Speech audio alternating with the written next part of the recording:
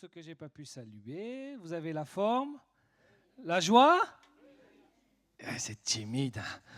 Mais en sortant de ce culte, vous aurez encore plus de joie encore plus de joie que maintenant, j'en suis sûr. Parce que je vais vous parler on continue sur notre série sur le retour du Seigneur Jésus, de tout ce que ça peut impliquer. Et aujourd'hui, je vais parler de comment préparer ton éternité dès aujourd'hui. Comment préparer ton éternité dès aujourd'hui. Et vous allez voir que ça peut changer beaucoup de choses dans votre relation avec Dieu, dans votre manière même de le servir. Il y a quelques semaines, moi je ne sais plus, Samuel était fâché un soir. Il était dans son lit, donc il avait fait, je ne sais plus ce qu'il avait fait, donc il était fâché. Puis je me suis dit, bon, je vais pas le laisser comme ça, je vais quand même aller le voir, lui dire que je l'aime. Donc, je vais le voir. Oh, il était en pleurs, je fais, écoute, je te fais un bisou, tu sais que papa il t'aime. Que tu fasses quelque chose de bien ou que tu fasses quelque chose de pas bien, papa il t'aime. Par contre, je ne suis pas content, mais je t'aime. Je voulais qu'il sache que même si on le fâche pour quelque chose, ça n'enlève en rien l'amour qu'on a pour lui. Mais par contre, on n'est pas d'accord ou on n'est pas satisfait de son comportement. Eh bien, est-ce que vous saviez qu'avec Dieu, c'est la même chose ? Il t'aime quoi que tu fasses. Il t'aime tel que tu es. Il t'aime tellement. Il t'aime. Mais il n'est pas d'accord avec tout ce qu'on fait. Et nous étions en vacances avec nos enfants et on a 3 gars, des fois ça castagne, des fois il faut gérer ça. On dit, mais les gars, vous ne comprenez pas, je vais vous expliquer un truc. Écoutez bien, plus vous êtes sages, mignons, plus vous nous donnez de la satisfaction dans votre comportement, plus on a envie de vous récompenser. Quand vous n'êtes pas mignon, ça nous prend plus d'efforts de vous faire plaisir. C'est naturel, c'est comme ça, j'y peux rien. Donc, je vous donne un secret. Plus vous êtes mignon, plus vous aurez une récompense. Parce qu'on aura envie naturellement de vous donner. Ça, je parle aux parents, là, ça marche ou pas ça ? Ouais, c'est vrai. Oh, ils sont mignons. Allez, on est prêt à un peu plus de largesse. On les aime quand même, mais quand ils sont mignons, eh bien, vous savez quoi ? Avec Dieu, c'est pareil. Quand tu es mignon, il veut faire des largesses avec toi. Mais la récompense, elle est là-haut. Donc Dieu peut t'aimer. Mais la façon dont tu vas te comporter ici-bas va déterminer ce que tu vas avoir dans l'éternité. C'est ce dont je veux aborder, c'est ce que je veux parler ce matin. Il y a plusieurs sortes de jugements dans la parole de Dieu. Et je vais vous parler de celui des croyants, le jugement des croyants. Ce ne sont pas seulement les pécheurs, ceux qui sont loin de Christ, qui vont faire l'expérience du jugement, les chrétiens aussi. Et ne vous inquiétez pas quand on parle de jugement, vous allez voir que c'est pas on n'est pas devant un juge méchant qui est prêt à nous condamner de suite. C'est une forme de jugement spécial pour ses enfants, pour ceux qui croient en lui. Et c'est très sérieux. C'est très sérieux parce que le monde, lui, vit dans le moment, l'instant présent, tandis que l'enfant de Dieu, le croyant, si par mégarde je dis le croyant dans ma prédication, par croyant j'entends bien sûr disciple de Jésus, celui qui a donné sa vie. Si l'enfant de Dieu, le disciple, lui, ne regarde pas aux choses de ce monde, mais regarde à l'éternité. Donc son comportement a une dimension éternelle. Il a une vision de ce que je fais maintenant va avoir un fruit pour l'éternité. Et ça, ce n'est pas forcément évident de prime abord. Et pourtant, la Bible présente le sujet du jugement éternel comme un fondement. Dans Hébreux 6, on peut lire versets 1 à 2. C'est pourquoi, laissant l'enseignement élémentaire de la parole du Christ, tendons vers la perfection, sans poser de nouveau le fondement, la repentance des œuvres mortes, la foi en Dieu, doctrine des baptêmes, l'imposition des mains, la résurrection des morts et le jugement éternel. Donc, tous ces points-là, je répète, la repentance des œuvres mortes, c'est-à-dire laisser notre ancienne vie, notre foi en Dieu, la doctrine des baptêmes, l'imposition des mains, la résurrection d'entre les morts et le jugement éternel font partie des enseignements élémentaires, des bases, des fondements. Et pour que vous puissiez avoir une petite vue d'ensemble sur les différents jugements dont la Bible parle, je vais vous faire une petite liste, ce sera très rapide, juste quelques secondes, pas exhaustif, mais le croyant, lui, il est déjà jugé. Romains 8, 1 dit « Il n'y a aucune condamnation pour ceux qui sont en Jésus-Christ ». Donc c'est comme si, quand tu as donné ta vie à Jésus, là, la sentence a déjà été donnée là-haut. Ok, plus coupable, puisque quelqu'un a déjà payé le prix. Donc, en tant que chrétien, il n'y a plus aucune condamnation. C'est pour ça que lorsqu'une condamnation vient sur nous, qui vient de l'ennemi, dans nos pensées, tu peux la réfuter en proclamant cette parole. Donc, le croyant est déjà jugé en ce qui concerne la vie et la mort. Il y a les non-croyants.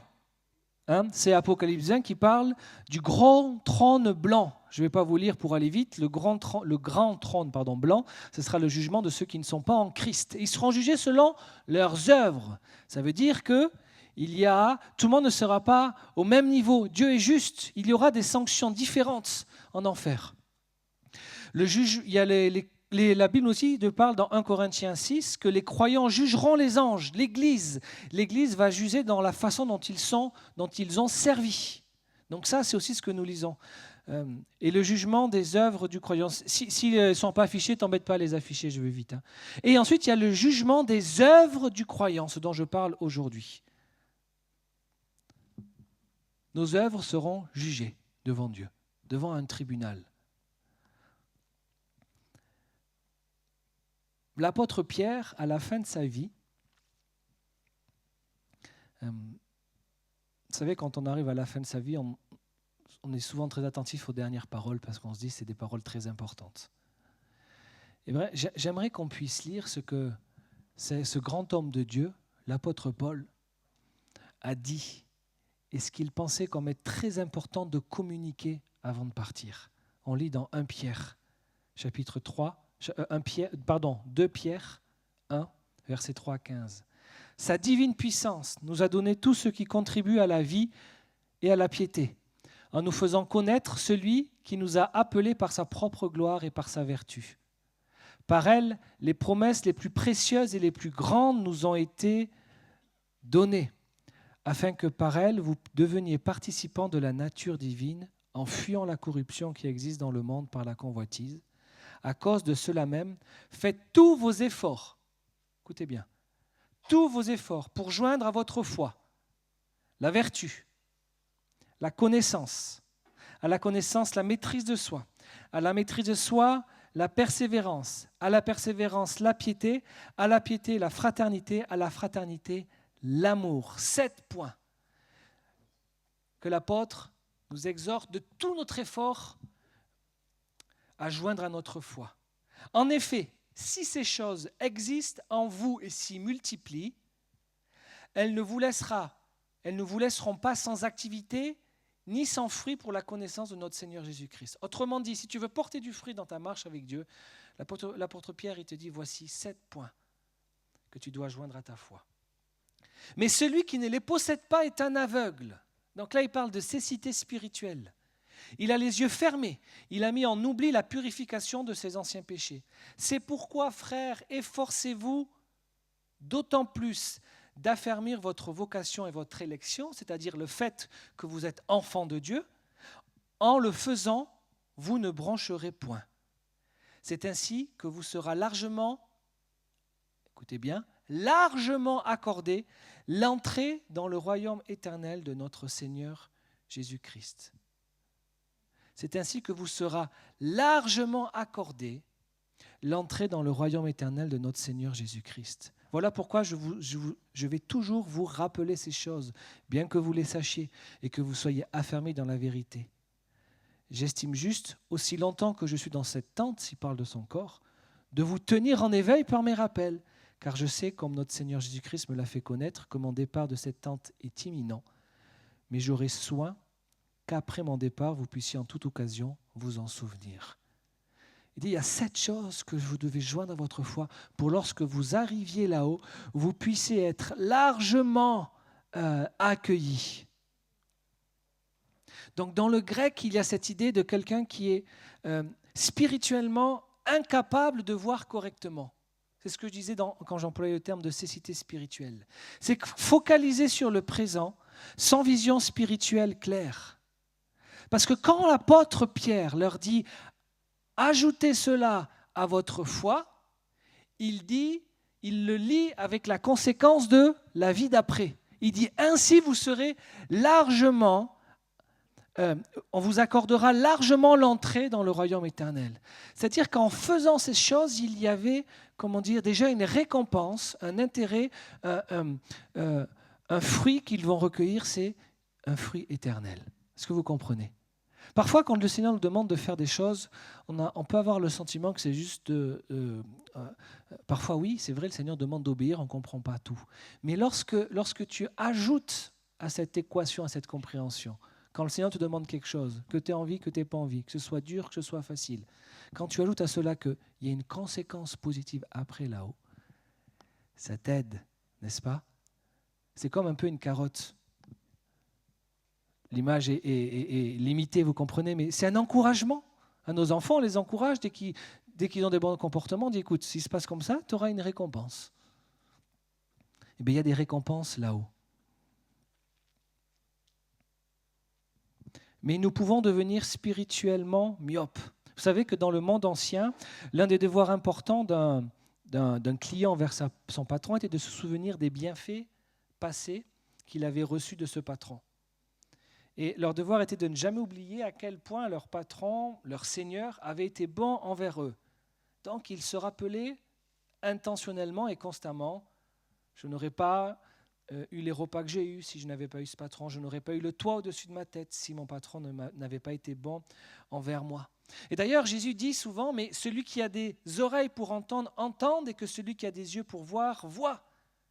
La Bible parle de chrétiens qui peuvent avoir les yeux qui se ferment à ce qui se passe, ou les oreilles qui se bouchent, un cœur qui se durcit.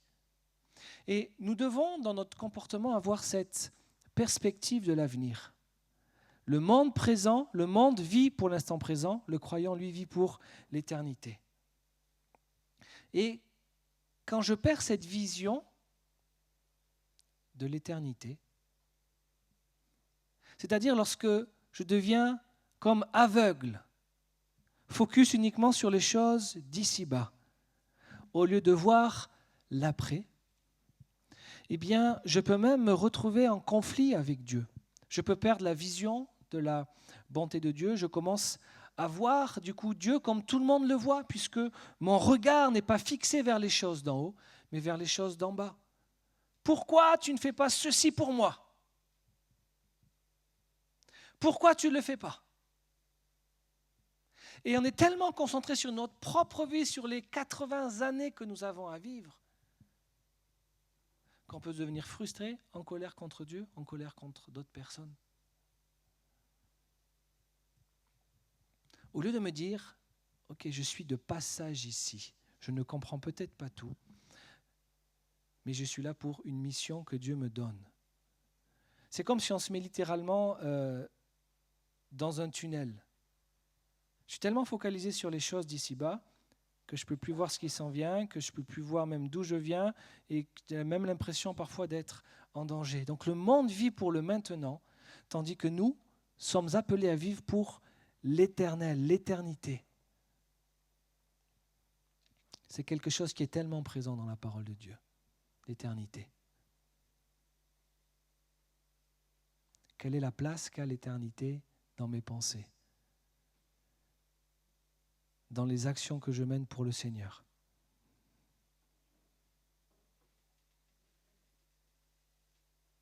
Et le problème et le risque lorsqu'on est focalisé sur le présent, le monde ici-bas, c'est de ne pas voir la profondeur du péché et de ne pas voir le jugement futur auquel nous allons faire face, nous, en tant que croyants. Parce que je vais et tu vas être jugé selon tes œuvres.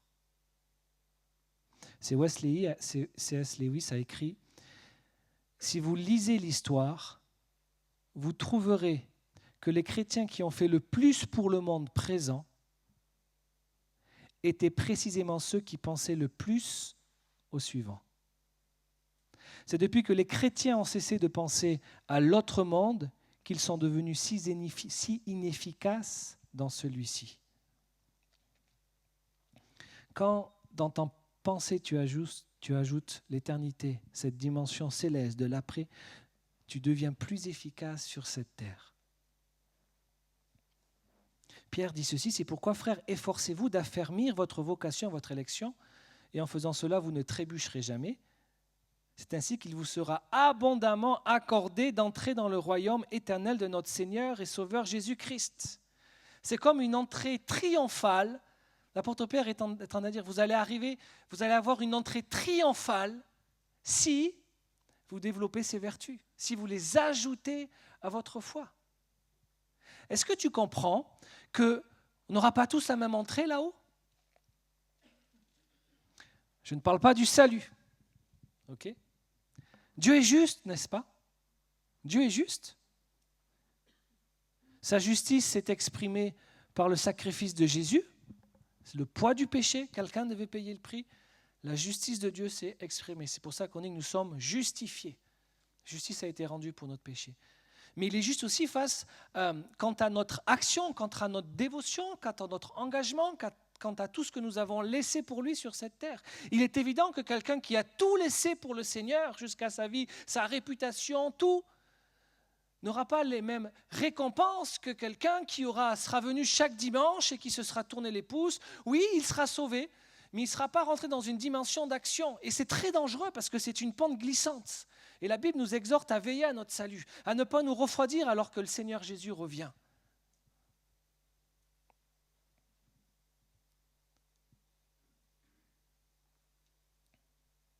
Dans le même chapitre, dans 2 Pierre, le chapitre suivant, le chapitre 2, on voit que Pierre parle de faux enseignants qui avaient, pour beaucoup d'entre eux, autrefois une relation avec Dieu, et ils ont trébuché.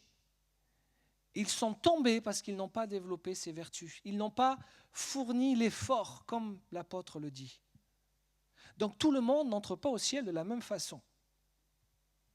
Et si vous recevez ce message, votre vie peut changer. Votre marche avec Dieu peut changer. Imaginez un vainqueur olympique qui rentre après avoir gagné les Jeux dans son pays. Il est accueilli. Ouais, la fierté, rappelez-vous, la France en 98. Dans les rues, ouais, on était tous triants. Enfin, moi j'étais petit, mais donc je m'en rappelle de par les images que j'ai vues. Mais le pays. Pourquoi je dis 98 alors qu'on a gagné une plus récente ? Je ne sais pas. J'ai vu cette image sur les Champs-Élysées, mais ils ont fait la même chose. Rappelez-vous du monde qui est venu. Bravo, tu es rentré au pays, tu as honoré, tu as bien œuvré, tu as représenté les couleurs, on est fiers. Imaginez, lorsque tu arriveras là-haut. Bravo!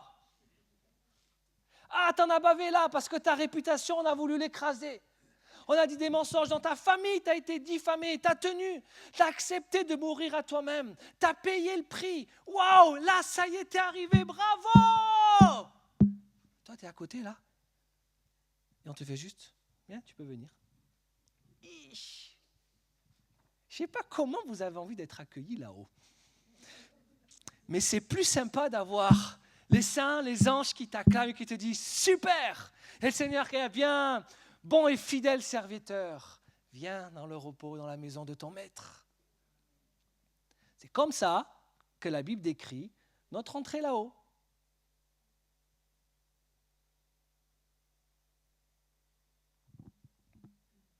Je ne dis pas qu'il y aura de la tristesse pour celui qui ne sera pas accueilli. On sera avec le Seigneur.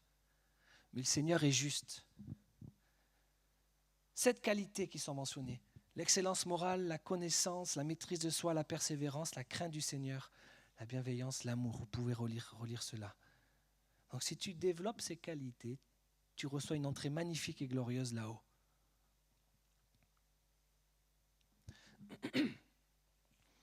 Pierre dit dans 1 Corinthiens chapitre 3 verset 12-15, « Or, si quelqu'un bâtit sur ce fondement, donc en parlant du Christ, avec de l'or, de l'argent, des pierres précieuses, du bois, du foin, du chaume, l'œuvre de chacun sera manifestée, car le jour la fera connaître parce qu'elle se révélera dans le feu, et le feu éprouvera de quelle nature est l'œuvre de chacun.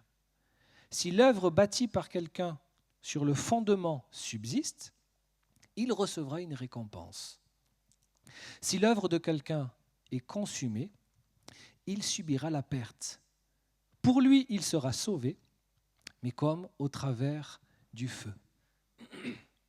Paul parle de la même chose. des œuvres. Il est question ici des œuvres. Il y a 2 catégories.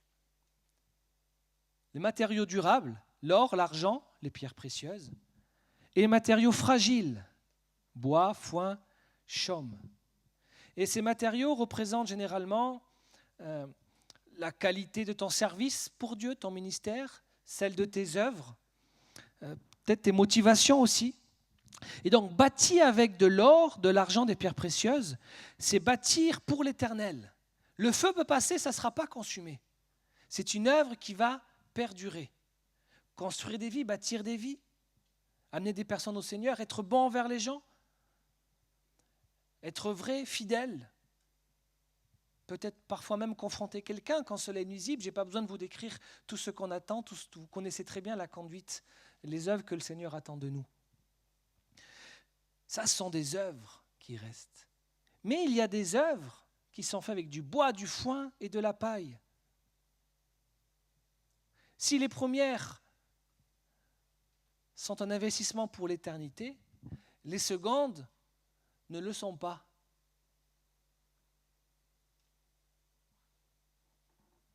C'est comme si, dans un premier temps, tu bâtissais pour quelque chose d'éternel, dans le second temps, tu bâtissais pour quelque chose d'ici-bas. Des œuvres humaines et non pas celles de Dieu. Chercher à plaire dans l'instant sans regarder les conséquences éternelles que ça peut avoir, être dans l'hypocrisie. Imagine, tu arrives en retraite, certains le sont déjà, et puis tu as mis de l'argent de côté, tu as 2 maisons, ça y est, tu es en bonne santé, tu vas pouvoir profiter de la vie. Et là, un gros crash financier, les banques font faillite. Donc tous les sous que tu avais de côté, tu ne peux même pas les prendre. Et manque de peau, tes 2 maisons brûlent. Et là, tu te trouves à la retraite sans rien. Tu as bossé toute ta vie comme un acharné pour avoir une belle retraite. Et là, tu arrives et tu te retrouves sans rien. Imagine que tu arrives au ciel. Tu dis, mais j'ai fait ceci, j'ai fait cela, j'ai fait tout pour toi. Le Seigneur dit, c'est comme du bois du chaume, il ne reste plus rien. Ça, c'est l'apôtre Paul qui dit ça. Les œuvres que l'on fait seront jugées. Le feu symbolise ici l'épreuve ou le jugement révélateur de Dieu. Le feu ne va pas tester le fondement qui reste Christ. Ça, c'est la partie solide. Le feu va tester la qualité de ce qu'on va construire dessus. Vous comprenez ? Sur le fondement de Christ. Donc, il s'agit bien des œuvres qui brûlent ici, pas de l'âme du croyant qui doit être purifiée. Le fondement, c'est Christ. Tu as ton salut, mais ensuite vient le jugement de tes œuvres, là-haut.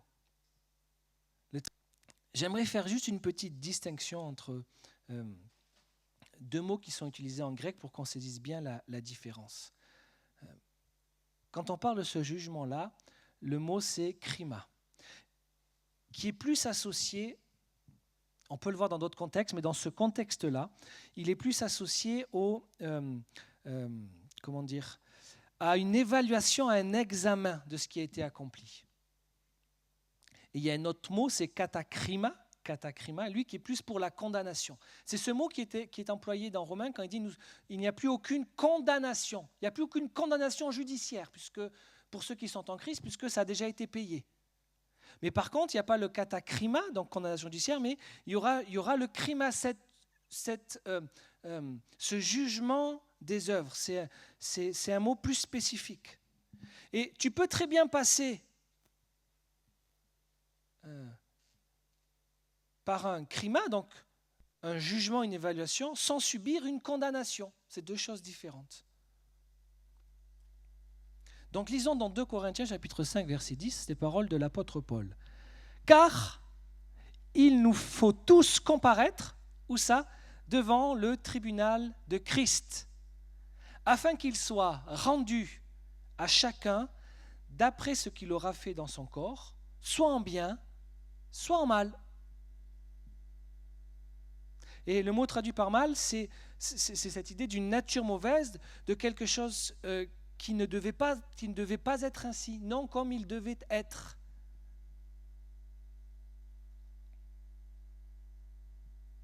Donc, imaginez, arrivé là-haut, vous voyez 6 mois, 3 semaines, 5 jours et 2 heures. T'arrives devant, mais c'est quoi ça? Mais ça, c'est le temps que tu as passé sur les écrans durant toute ta vie. Ok.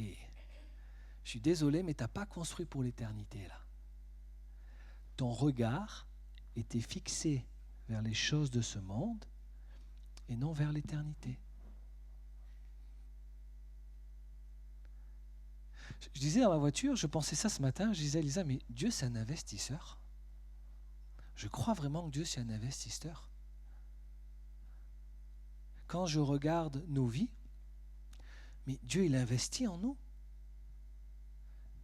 Quand il envoie Jésus, il paye un grand prix pour toi, pour moi.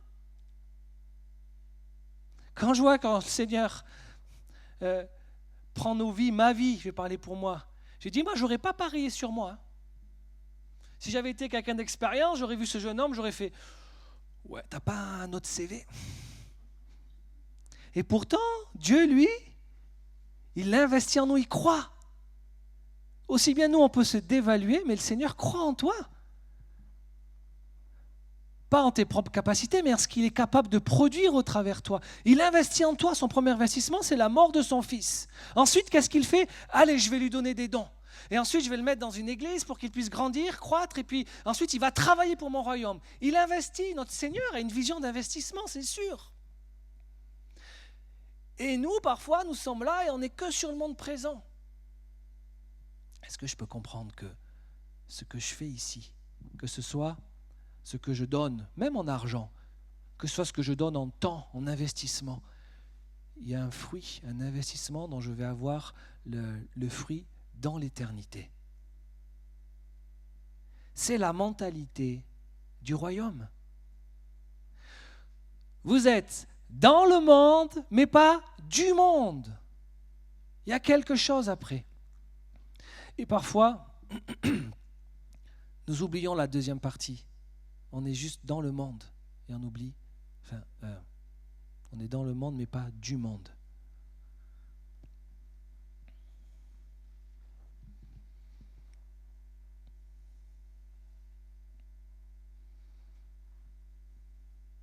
Être focalisé sur soi-même.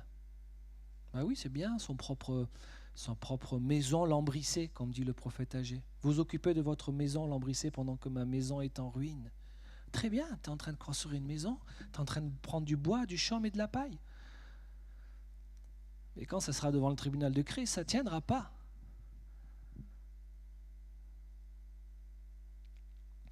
Et je veux juste pour mettre cette nuance, ce n'est pas parce qu'on est dans cette dimension, dans cette intention de travailler avec ce qu'il va y avoir pour l'éternité, que on ne peut pas se reposer non plus. Je ne veux pas que vous partiez de là en vous disant « Oh, il faut être à fond tout le temps, 100%. » Non, ça finit en burn-out, en dépression. Et ça, ce n'est pas la volonté du Seigneur. Le repos, la récupération, le sabbat en leur place et leur valeur. Parce que sinon, tu t'épuises. Hein, si tu appuies sur ta voiture à fond, évidemment, le moteur, il va péter. Mais c'est un peu pareil dans notre vie. Si on est à fond tout le temps, le moteur, il pète. Et du coup, on ne peut plus rouler. Donc, on n'est plus efficace, actif. Non, ce qui est jugé sans valeur, c'est le temps gaspillé. Le temps sans aucune perspective éternelle, ni de construction, ni de ressourcement, de repos, de sabbat. Donc, c'est très important de distinguer ces deux réalités. Ce que nous faisons de la croix, l'accepter ou pas, détermine si nous allons passer l'éternité au ciel ou en enfer. Ça, c'est la foi. La façon dont nous vivons en tant que croyants détermine comment nous allons passer l'éternité. Maintenant, j'aimerais juste te rappeler que l'éternité, c'est très long. Donc, il vaut mieux passer le temps que tu as ici, à investir pour ce temps très long, si on ramène ça à une donnée, on est d'accord que si par exemple 1 heure, admettons qu'une heure, on le rapproche, c'est le temps de notre vie sur Terre, et que l'éternité, c'est 80 ans. C'est encore plus que ça, l'éternité. Est-ce que pendant cette heure-là, tu ne vas pas te mettre à bosser à fond parce que tu vas dire, pour le reste de ma vie, je vais être super bien.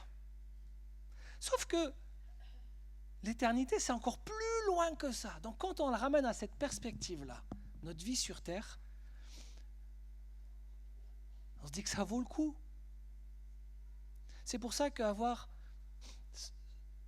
cette perspective du retour du Seigneur, avoir nos yeux sur l'éternité, sur ce qui vient, ça nous aide ici-bas.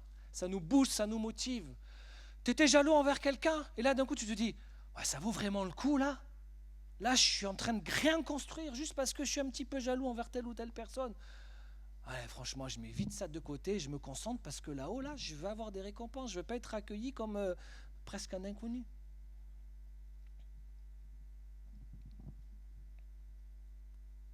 Éphésiens 2, 8 à 10, que Victor aime tant, c'est par la grâce que vous êtes sauvés, par le moyen de la foi. Cela ne vient pas de vous, c'est le don de Dieu.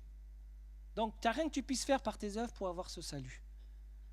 Ce n'est point par les œuvres afin que personne ne se glorifie. C'est très clair. Car nous sommes son ouvrage ayant été créés en Jésus-Christ. Pourquoi ? Pour de bonnes œuvres. Donc, les œuvres viennent après. C'est pas ce qui va causer ton salut, c'est une conséquence. Tu ne fais pas des choses pour Dieu pour mériter ton salut. Tu fais des choses pour Dieu en conséquence de ce salut. Comprenez la différence ? Et ces œuvres-là sont jugées. Afin que nous les pratiquions.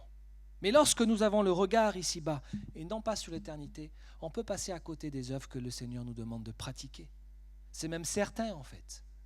On va être occupé par les soucis de ce monde, par les inquiétudes de ce monde, et ça va nous avaler. Donc les décisions éternelles sont éternelles. Il n'y a pas de changement, le salut. Mais la façon dont nous vivons avec les gens, la façon dont nous travaillons, la façon dont on est obéissant à ce que le Seigneur nous demande, eh bien, va avoir une conséquence dans l'éternité.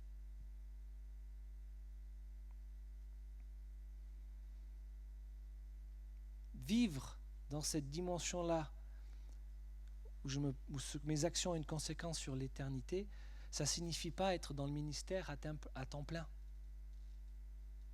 Et ne crois pas que si tu n'es pas en train d'être un pasteur ou sur une estrade ou être sur Internet, que tu n'auras pas de récompense là-haut, non ? Je vous dis, il y en a qui seront accueillis là-haut, tu vas les regarder, mais tu vas dire, mais c'est qui elle ? Et puis à côté, tu auras le ministère ou le pasteur de ton église ou le ministère international que tu regardais qui sera accueilli avec moins d'acclamation. Ce n'est pas le titre qui fait la gloire, c'est l'obéissance à Dieu. Tu ne savais pas là, mais cette petite dame-là, combien de nuits elle a passé à prier, à obéir, à donner de l'argent aux pauvres, elle ne vivait pas avec grand-chose, elle a été obéissante. Elle l'a construit, non pas ce qui était visible par les hommes, mais pour l'éternité. Je crois qu'on sera très surpris là-haut. Ce n'est pas une question de titre ou de ministère. Le critère, ce n'est pas combien de nations tu as évangélisé, si tu es, ou combien de... Non, si la perspective éternelle, c'est il n'y a pas de temps à perdre. Qu'est-ce que Dieu te demande à toi ? Il y a des œuvres bonnes que tu dois pratiquer, chacun. Il y a des choses que le Seigneur me demande de faire à moi et pas à toi. Inversement. Il va le regarder notre cœur, notre façon de le laisser transformer notre cœur et nos œuvres. Donc, ne te compare pas aux autres. Ne te dis pas, ah tiens, lui, il est plus avancé que moi, il aura une meilleure place. Ça ne sert à rien d'avoir des raisonnements comme ça. Mais dis-toi, ok, qu'est-ce que je suis en train de construire pour l'éternité ? Quels sont les talents, les dons que le Seigneur t'a donnés, qui sont dans ta main ? Comment les utilises-tu pour le bien du corps de Christ ? Et tu peux te demander comment je peux faire quelque chose pour le Seigneur, pour que cela compte. Nous sommes destinés aux bonnes œuvres que Dieu a préparées d'avance afin que nous les pratiquions. Donc, il y a devant nous des œuvres que Dieu veut que l'on fasse. C'est-à-dire qu'il y a un appel sur ta vie. Dieu t'a vu avant même que tu sois formé dans le ventre de ta mère, il y a un appel. Tout ce que tu as à faire, c'est chercher à marcher dans cet appel-là. Et quand tu es dans cet appel-là, le Seigneur te donne des dons, des capacités surnaturelles pour accomplir ce qu'il te demande de faire. Donc, tu peux être mère au foyer, instituteur dans une école publique, chirurgien, artisan, quelle que soit la vocation, et être en train de bâtir ton avenir éternel là-haut, par ton obéissance, en faisant simplement ce que Dieu te demande de faire. L'attitude du cœur avec laquelle on vit le présent détermine la récompense éternelle.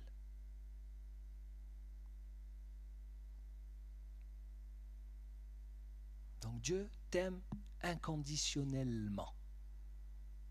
Mais on est responsable de nos actes et de nos récompenses là-haut.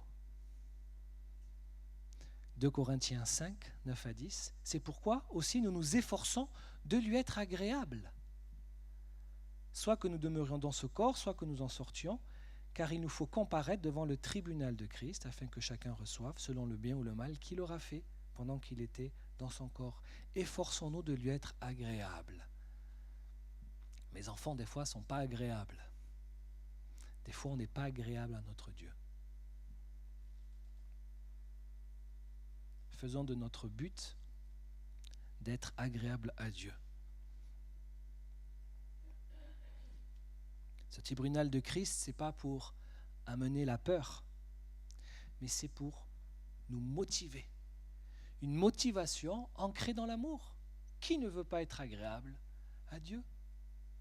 C'est en plus le premier des commandements. Donc Dieu est tellement bon qu'il t'ordonne d'agir de manière à ce que tu aies plein de récompenses. Il est sympa quand même. Hein? Il est sympa. Alors, ici est temporaire. Nous sommes là pour faire un travail. Ensuite, on rentre à la maison pour jouir pour l'éternité du fruit des récompenses de notre travail ici-bas. Donc, si tu vis des difficultés, si tu souffres même pour le nom du Seigneur, les apôtres, est-ce que vous comprenez pourquoi ils étaient capables de se réjouir d'avoir été fouettés, battus? Ils savaient. Pierre, il leur dit, je vais bientôt partir, le Seigneur m'a dit, je le sais. Je vous dis avant de partir, pour lui être agréable, attachez-vous, ajoutez à votre foi tout cela, pour que quand vous arriviez là-haut, ce soit la fiesta quand on vous voit. Paul dit, mourir m'était un gain, parce qu'il avait la tête dans les nuages, les pieds sur terre, mais la tête dans les nuages. Voici les fondateurs de l'Église. Ils avaient cette pensée de l'éternité.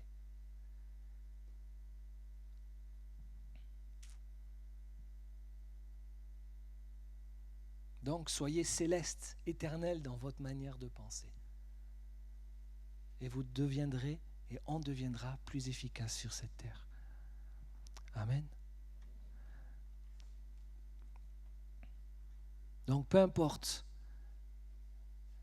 Peut-être que tu peux être dans le constat, ok, j'ai peut-être pas construit sur le fondement avec des métaux précieux. Peut-être que j'ai construit avec du bois, du chaume, de la paille. Mais ça peut changer aujourd'hui. Investis dans ton éternité. Investis dans ton éternité. Des choses qui ne valent pas le coup ici-bas. Investis dans ton éternité. Amen. Amen. Seigneur, fais-nous grâce, nous te remercions, Seigneur, de continuer à faire grandir en nous cette pensée de l'éternité. Seigneur, que lorsque tu nous demandes de faire quelque chose, on puisse avoir aussi les yeux fixés là-haut. Même si ça nous coûte. Même si ça nous coûte. Alléluia. Vraiment, Seigneur, nous te demandons pardon pour toutes les fois où nous nous attachons aux choses d'ici-bas. au temps perdu. Tu nous demandes de racheter le temps, Seigneur. Et le temps est pressé parce que tu reviens bientôt.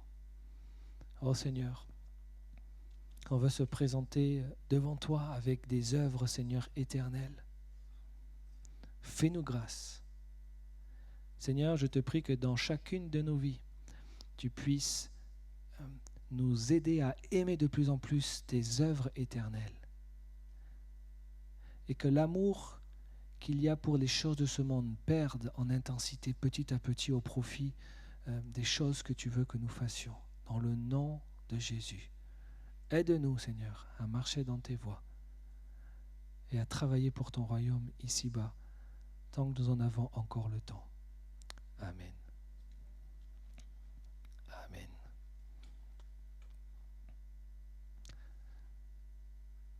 Donc, si tu as à cœur de donner quelque chose au Seigneur, et tu te dis, oh mince, c'est peut-être beaucoup. Mais tu peux te dire, moi j'ai une récompense là-haut. Vous comprenez ? Je dis ça avec beaucoup d'humour. C'est l'amour qui guide tout ça. Hein ? C'est l'amour, on n'est pas dans une compétition, mais pour l'éternité.